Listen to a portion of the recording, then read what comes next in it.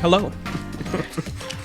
So, I know I'm doing my usual intro, if you've watched the channel before, but we gotta talk real quick. You guys have got me to 700 subscribers.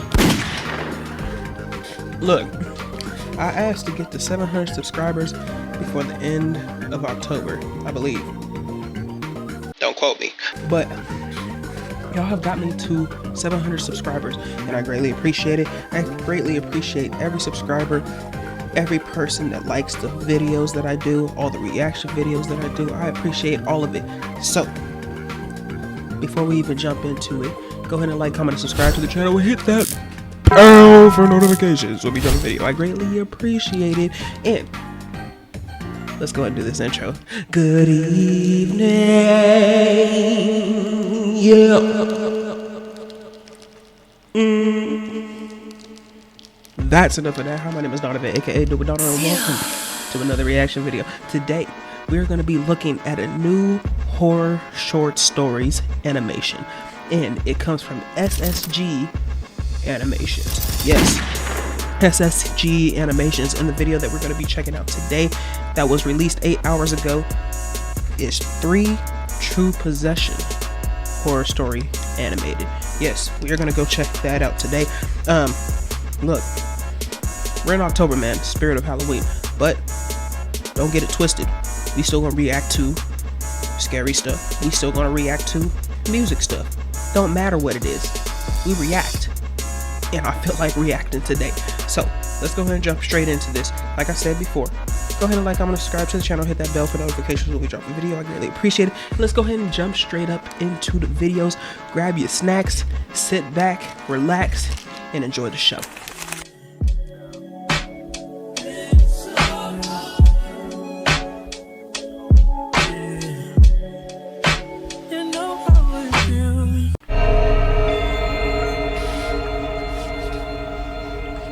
I've been a doctor for 10 years, and I've seen it all. Gunshot wounds, overdoses, car accidents that look like something out of a horror movie. But what I experienced with Joan, it was just different. I wasn't prepared to face something I couldn't explain with science, and that day definitely made me rethink everything I had believed up to that point. That day, I realized that I was wrong about everything.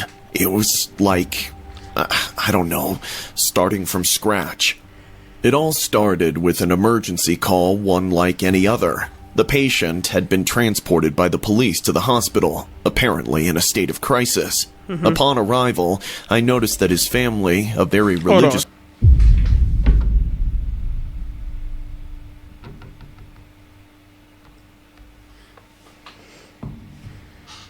It's 9 o'clock at night.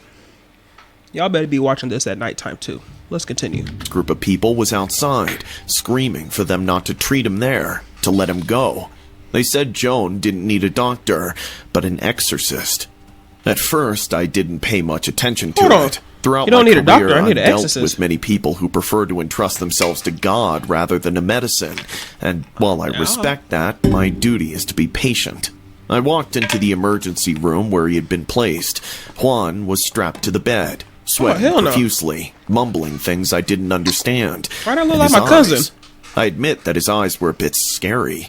I admit that his eyes were somewhat terrifying. They were eyes that a believer might consider possessed. To me, though, they were those of a person who needed urgent attention. As I approached, the murmuring stopped, and he suddenly stared at me, laughing. You have no idea what you're doing, Doctor. Oh, hell His no. voice caught my attention. It was a deep, guttural, and forced voice. Why are you laughing? I did not rule out that this person might have some mental illness. We would have to be on the lookout for that. I prepared to do my job, ignoring the discomfort that this patient generated in me. The family followed me as I took Joan to a safer observation room. They begged me not to treat him like a normal patient, to let him go before it was too late. He's possessed, Doctor. You don't understand. Joan is a silly, stubborn child. Then why would She you take didn't him to... listen to us and played the cup game. The father... You are not a true black person. trust, you are not a true black person. Because first off, why aren't we praying? That's the first thing. Secondly, why wouldn't you just take him to the church? You gonna take him to the doctor? You begging the doctor that he's just possessed? There's nothing wrong with him? Go ahead and go to the preacher. Go to the priest. Thirdly, if anybody is getting possessed or dealing with stuff like that, deuces. I don't know what you... Kid is going up for adoption. We don't do all that. We don't do none of that. Let's continue. Mother, on the other hand, remained silent, praying quietly while holding a rosary. I explained that I would keep him under observation until I could diagnose his condition. It was obvious that the man was delirious, possibly Scared from a me. serious infection or... Did you... Why that scared the crap out of me? Did you just see me jump? Did you just see me jump and my neck jerk? That freaking thing just scared the crap out of me, bro. Don't do that to me. psychological trauma, but there was something in their words, in the family's desperation, that made me uncomfortable. Obviously, this was not the first time this had happened, nor did I believe what the family was telling me, but I was concerned about what this man might have. I promised them I would do everything I could to help him. That night, while checking Juan's vital signs, I noticed something strange. His pulse was irregular, as if his heart was beating in two different rhythms. His test results showed nothing out of the ordinary. As I continued to monitor, Juan's murmuring became more intense, and at one point he began to laugh. It was not a normal laugh. It was a cross between a whisper and a scream, if that was possible. I tried to reassure him, but the laughter stopped as abruptly as it had started. He looked at me, and this time his eyes were bloodshot. Get that brother some eye drops! Center. You should listen to the family, Doctor. It's a bit brute, but they're right. You can't save him. I didn't let the man's words scare me. He was dealing with a severe case of psychosis or something, but...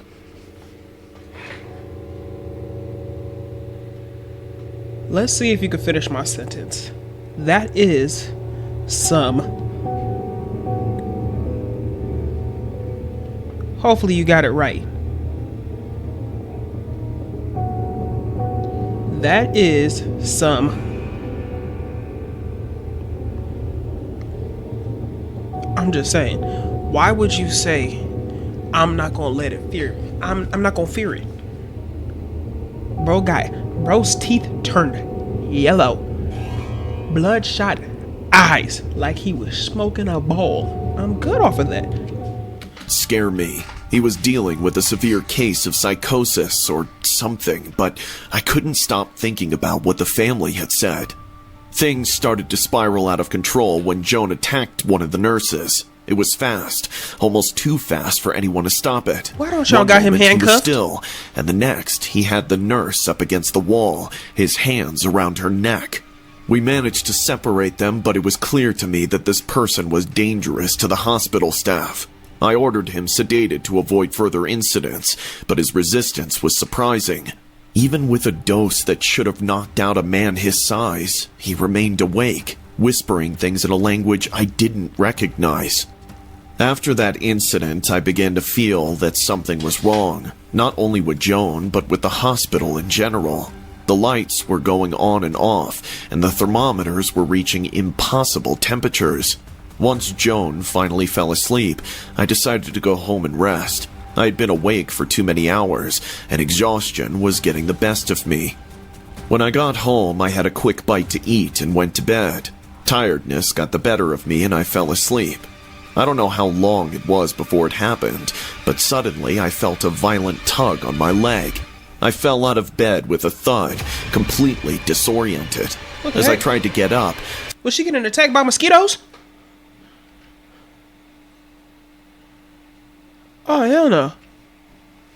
She got attacked by mosquitoes. These mosquitoes is different. Before it happened, but suddenly I felt a violent tug on my leg.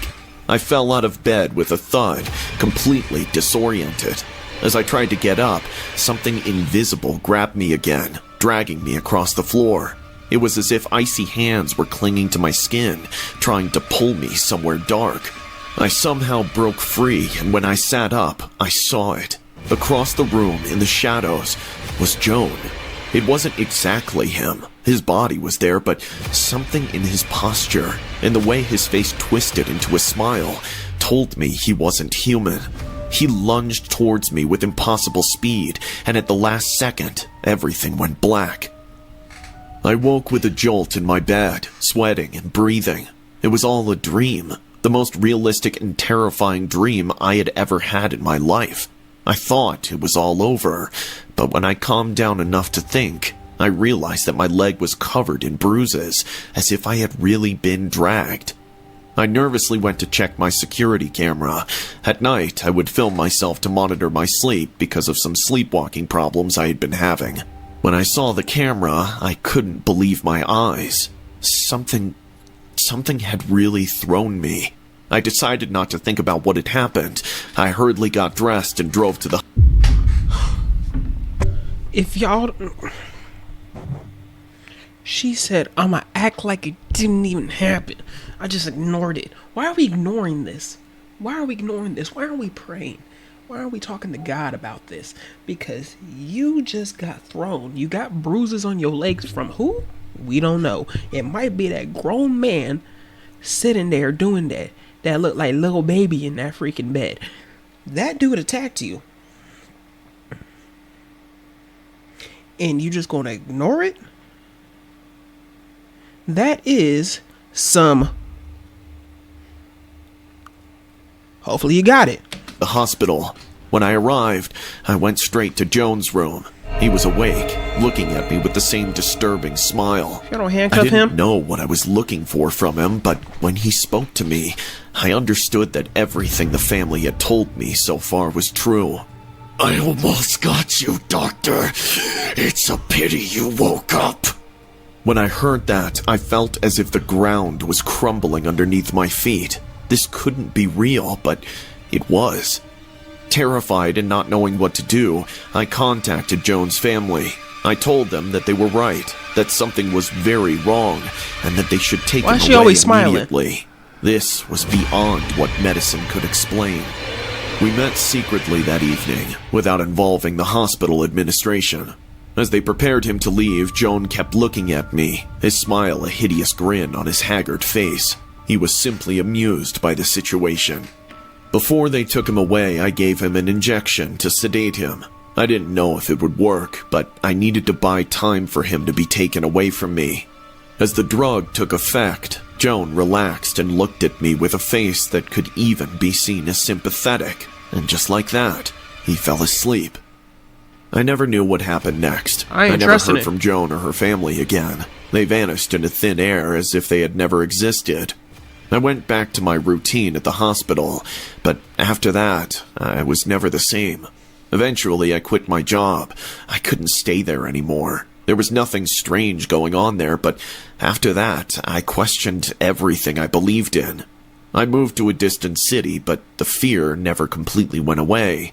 At a certain point, Joan never left me. Sometimes, in the middle of the night, I wake up suddenly, with the feeling that something is coming.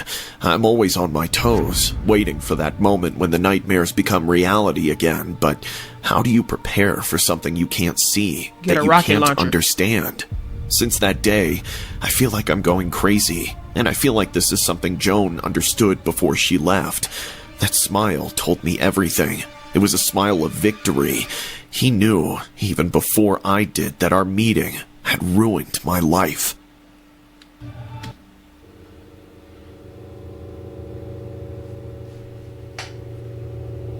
Plan A. To prepare for this, get yourself a rocket launcher. Blow his body up. What you attacking me for? I didn't do nothing to you. I'm just here to help you. Secondly, you need to get a little something, get a tool. You might need to get one of them and keep it next to your bed. Thirdly, you knocked him out with the thing that you knew that didn't knock him out before. He relaxed in that whole situation. I would have hit that man with 2 horse tranquilizers. Quit playing. I don't know what you were thinking, ma'am. Good story. Good story. On to the next.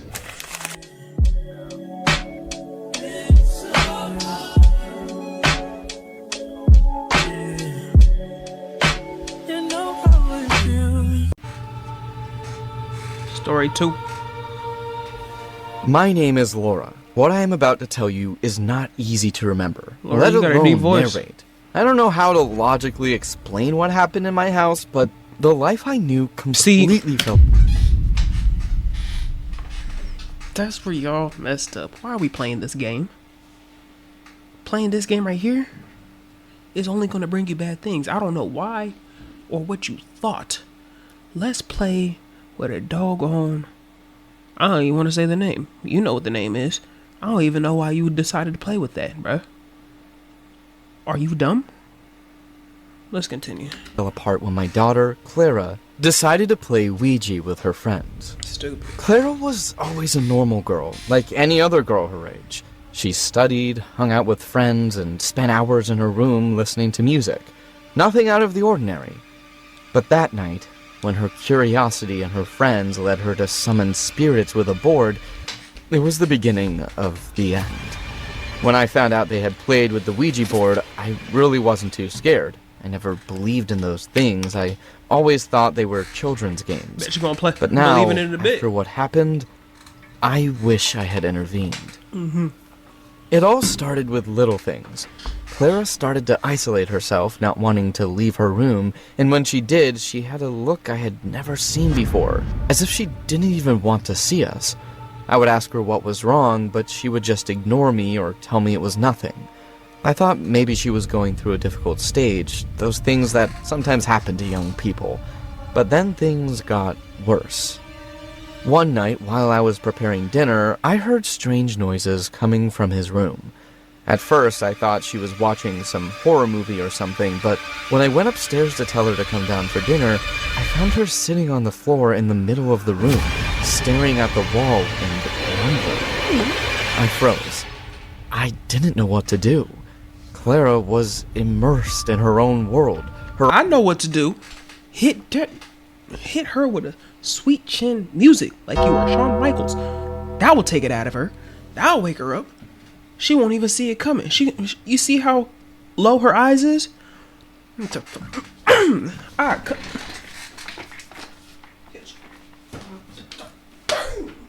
hit you with a sweet chin music. What the heck? You tweaking? Let's continue.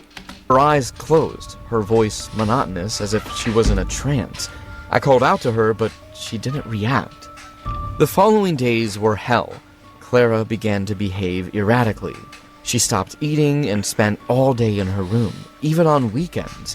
Her friends stopped coming to the house, and when I tried to talk to them, they would dodge my questions. I was alone, not knowing how to help my daughter. One night, I woke up with a start when I heard noises in the kitchen. When I went downstairs to see what was going on, I found her there, sitting at the table with a knife in her hand. She was staring blankly at the wall, mumbling in the same incomprehensible language I had heard her use before. I tried to talk to her, to ask her what she was doing, but she didn't respond. I approached her slowly, fearing she might hurt herself or me, but before I could touch her, she jumped up, threw the knife on the floor, and ran off to her room. The next day, I sought help. I talked to several psychologists who told me they could start treating her, but they all implied that she would probably end up being referred to a psychiatrist, and that would take even longer since she had to go through the psychologist first. The nights became a nightmare. I began to hear noises in the house, footsteps that shouldn't be there, whispers coming from the corners where my daughter was not. Nope. I would wake up in the middle of the night in a cold sweat with the feeling that someone was watching me. Nope. I tried to talk to Clara, but she became more and more aggressive, more and more distant, until the day came when I no longer recognized her. Everything exploded one night. I was in the living room, trying to relax after a particularly horrible week, when I heard screams coming from Clara's room. I ran up the stairs, my heart pounding a mile a minute. When I opened the door, I found her writhing on the bed, her body bent in an... Oh! Oh, hell nah. Look at her leg. And look at her hands. Ain't no way. She turned black. Wow. Not my black, but that black. Like charcoal. Ash black. Mile a minute. When I opened the door, I found her writhing on the bed, her body bent in impossible ways, her face disfigured by an expression of pain and fury. Her eyes were completely white, lifeless. The sheets were soaked in sweat and her skin seemed to burn. Sweet I tried chin to get closer, music. but Clara began to scream in several languages, words I did not understand, mixed with a low, hoarse voice that was not hers. Her body was shaking violently, and suddenly she began to bang her head against the headboard of her bed. Damn. I lunged toward her, trying to stop her, but Yo! she pushed me back with a force she shouldn't have. It was then that I saw that something else was with her in that room. Something I couldn't see, but I could feel. What is Terror that? came over me completely. I screamed for help, but we were alone in the house. I didn't know what to do. I tried to hold her down, but her strength was enormous. She screamed and thrashed around, her hands clawing at the wall and the ceiling, as if she was trying to escape from something only she could see. Her head Her is voice turned was backwards. becoming more and more inhuman. I felt like I was losing my mind. I tried to take her to the hospital the next day, but she wouldn't let me. I was next afraid to call day? an ambulance, and I am not afraid to say that I am not a very polite person. I didn't know what to do in these cases. I was desperate. Clara hardly ate. Her body was getting weaker day after day, but her strength when she went into those trances was inhuman. I decided that everything had to stop. I called her aunt and uncle, and they told me that they would come and help me take her to the hospital. But before that happened, hell broke loose in my house. That same afternoon, I found her in the kitchen again with a knife in her hand. Clara looked at me, and for a second, I thought it was her, but then she smiled. Oh, and her hell no. smile was not human. Oh, hell With no. frightening speed, she lunged at me with the knife. I barely had time to dodge her, and the blade brushed past my arm. Damn. I ran Slow for the motion. door. I took refuge in the bathroom, slamming the door with all my might while Clara banged on the other side, screaming and laughing like a lunatic. The sound of the knocking on the door suddenly stopped. All was silent, a silence that was worse than any noise. I stood there, huddled on the bathroom floor, trembling, unable to move.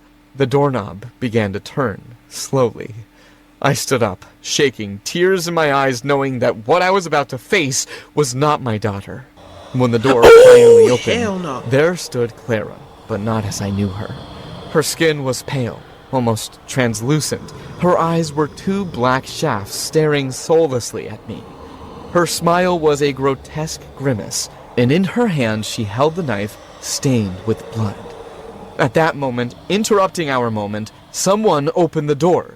It was two police officers. They came in because they had received complaint from the neighbors that there was screaming, and they were just in the area. When they saw my daughter with a knife, they pointed the gun at her and asked her to stop. My daughter, or whatever was in her, turned around smiling and ran to stab the cops. Nervous and not knowing how to act, She's finna get popped. She's about to get popped, bruh. She's about to get shot. And it sucks because it's not even that little girl. No, actually, my bad. I forgot she was playing with that board. That's your fault. Why? My mom says this all the time. Curiosity kills the cat. Curiosity kills the cat. The only thing that I'm curious about is, the cat, because we try to kill the cat. But other than that, let me calm down. Curiosity kills the cat. Don't be doing all that weird stuff, bruh. That's crazy. See, now you about to get popped. Sent your butt to the gulag. Goodbye. turned around smiling and ran to stab the cops. Nervous and not knowing how to act, they shot her multiple times until she fell to the ground. My daughter was no longer breathing. The days after that were simply horrendous. My daughter's father never showed up at the wake, nor did I expect him to. I told the police everything that happened, but no one believed me. Everyone thought my daughter had a psychotic break, and I had been traumatized by what happened. I still live in that house. Everyone asks me how come I haven't moved out yet, and the answer couldn't be simpler. I can't. I have to choose between living in that house. I have to choose between living in that house where my daughter was killed or moving to the street. You know, my torture is not over yet.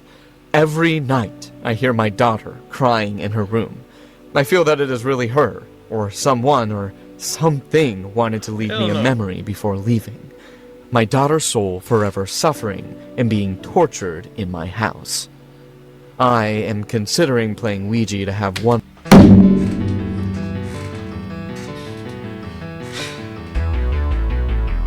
People just don't learn. People just don't learn. They see dumb and say, let me do it even more. Oh, you're dumb? Let me be dumber. Now, why would you your daughter played the game. You saw what happened to her. She got popped and sent straight to the gulag. I don't even know if she was standing at the gates of heaven after that one. But now you're saying, I'm considering playing it too. Ma'am, I understand that you are struggling. But why? At this moment, you need to, find God. Find Jesus.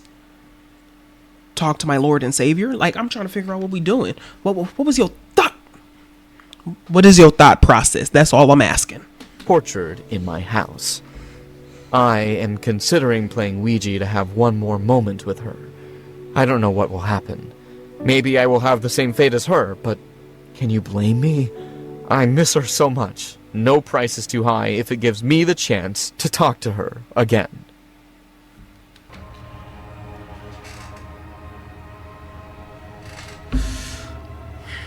Well, you can't make this up, dog. I ain't gonna lie. R.I.P. your life.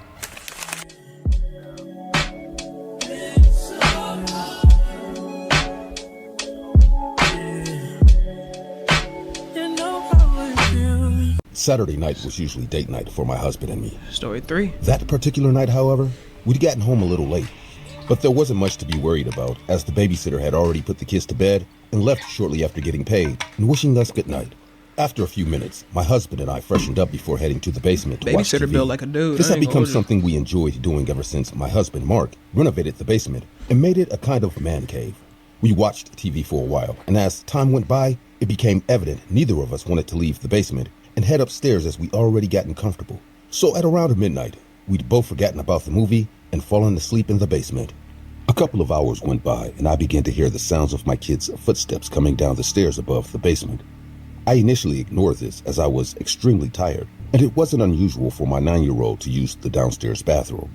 But after a while of hearing what I thought were my kids moving back and forth on the stairs, I decided to wake my husband up and told him to send them to bed. Honey, please go check on the kids. It's way too late for them to be up. My husband was also tired and confused, so he replied, What do you mean? I thought they were in bed. I didn't have time to answer his question before the footsteps from upstairs answered for me, and he sighed before reluctantly getting up to check on them. I tried going back to sleep when he left, but after a few minutes, my husband returned and said, They were already in bed, babe. Probably came down to pee and went back up, so don't worry. I nodded and thanked him before closing my eyes in an attempt to fall asleep again. But something didn't sit right with me, and my mind raced as I realized that I had been downstairs the whole time my husband went up to check on the kids, but I didn't hear a single footstep from him. It didn't make any sense that someone my husband's size would quickly run up the stairs without making much noise, but my kids' footsteps were loud enough to wake me abruptly. Now, none of these questions needed to be answered immediately. I mean, I already knew my kids were safe upstairs. But with some of the sleep gone and the gut feeling that something was off, I began to think back to when I'd initially woken up.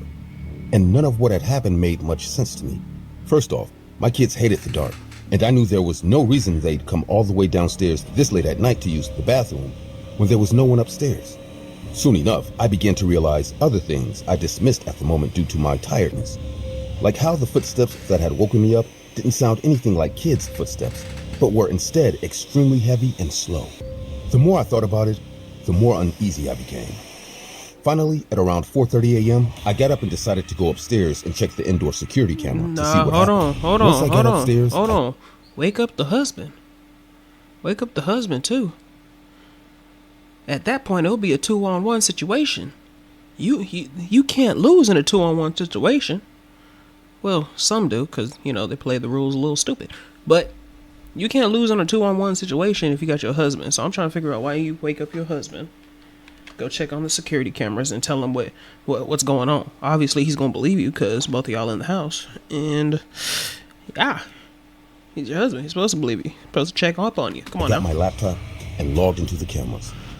I could see my kids asleep in their room, but before I could rewind to see who came downstairs, I noticed our dog pacing around the room. Yep, As that's I already looked a a key little sign. closer, my heart realized there was a shadowy figure standing in the corner of the room.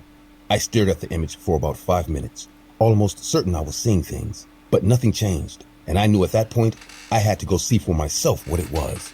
As I walked into the kids' room, the temperature completely changed and chills immediately went down my spine. Their room was extremely cold and eerie, and all I could do was stand frozen at the door for about a minute.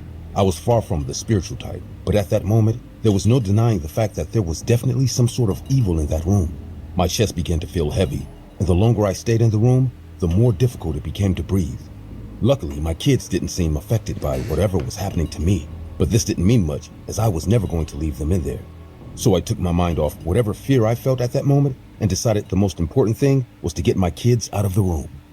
I moved quickly to my youngest daughter, Emily, took her out of the room and returned almost immediately for my son before her.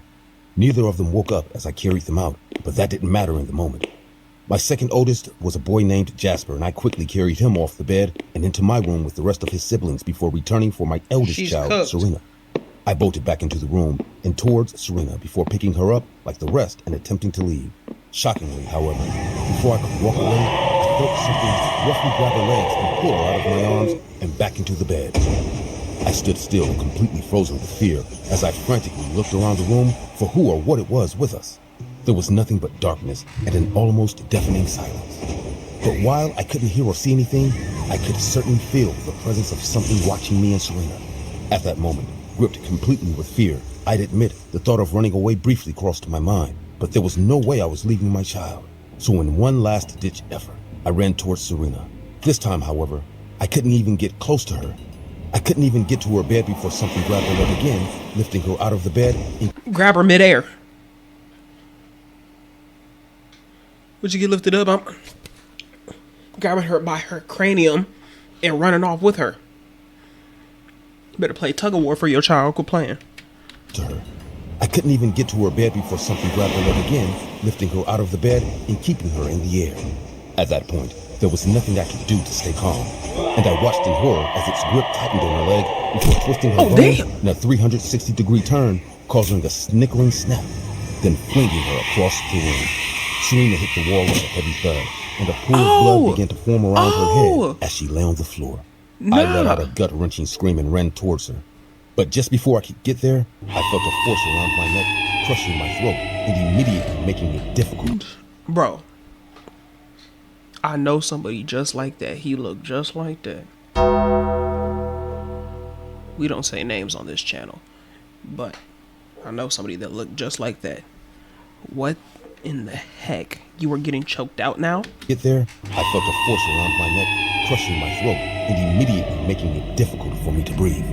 I gasped desperately for air, swinging my hands and feet, trying to hit what I knew was there. Is that a female? It was pointless, though, because there was absolutely nothing in front of me, yet I could feel my consciousness slipping away. That My female had a vision blurring mustache. as the air was squeezed from my lung. My throat burned, and I had given up all hope.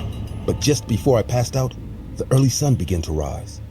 Sunlight slowly filled the room, and just like that, the demon was gone. I fell to the ground before losing consciousness. I woke up 2 days later at the Orlando Health Regional Medical Center, screaming and calling for Serena. I immediately noticed that I'd been handcuffed to the bed, but that didn't matter to me as all I wanted to do was see my daughter. Soon enough, some doctors came in with my husband, and they informed me Serena was fine, but still hadn't woken up. After calming down, my husband told me that he found both of us unconscious that morning, and the police had to cuff me to the bed in case I was responsible for Serena's horrible condition. I didn't really understand much of what he was saying, but later That afternoon, I spoke to the officers in charge of my case. While they didn't believe my story in any way, they had to take into account the damage that had been done to my windpipe the morning I was brought to the hospital, and the fact Serena's injury was so severe that I couldn't have been responsible. In the following days, I showed the police and media images of the figure I'd seen in my kid's room that night. The police needed more than the image, but the cameras in the room had mysteriously malfunctioned once I got to the door, and the only information they could get of what happened after was the statement I gave. Sure enough, the media story created buzz for a few weeks, but after that, it became old news, and everyone and everything went back to normal. I, however, have been in therapy for 2 years now. I can't be alone in a room without suffering severe panic attacks. And my daughter is still in rehab, trying to fix a leg that we're almost certain she can never use again. My life can never go back to normal. No matter how hard I try, I don't think it'll ever be possible for me to recover from the late-night ghost visit. This story is based on the Pitt ghost case that occurred in York, Pennsylvania, 2022. The ghastly figure was caught on camera after haunting the Pitt family for almost a year. The image drew the attention of ghost enthusiasts all across the United States and remains one of the most popular ghost cases to date. Oh, no. We are good off of that. Great stories overall. I'm not even gonna lie. We gonna react to some more stuff like this, man. This is pretty good. I ain't gonna hold you. But before you go ahead and leave and go on to the next video of mine, go ahead and like, comment, and subscribe to the channel. Hit that bell for notifications when we drop a video. I greatly appreciate it. Y'all have a good night. Sleep tight. Don't let the bed bugs bite in. Go ahead and, join the Discord. Comment what you want me to go ahead and talk about on Nameless Journey Podcast. What I should be reacting to. What videos you want me to react to. What songs you want me to react to. You let me know what you want me to react to, and we'll go ahead and do it. But sleep tight. Don't let the bed bugs bite. You have a good night. And deuces.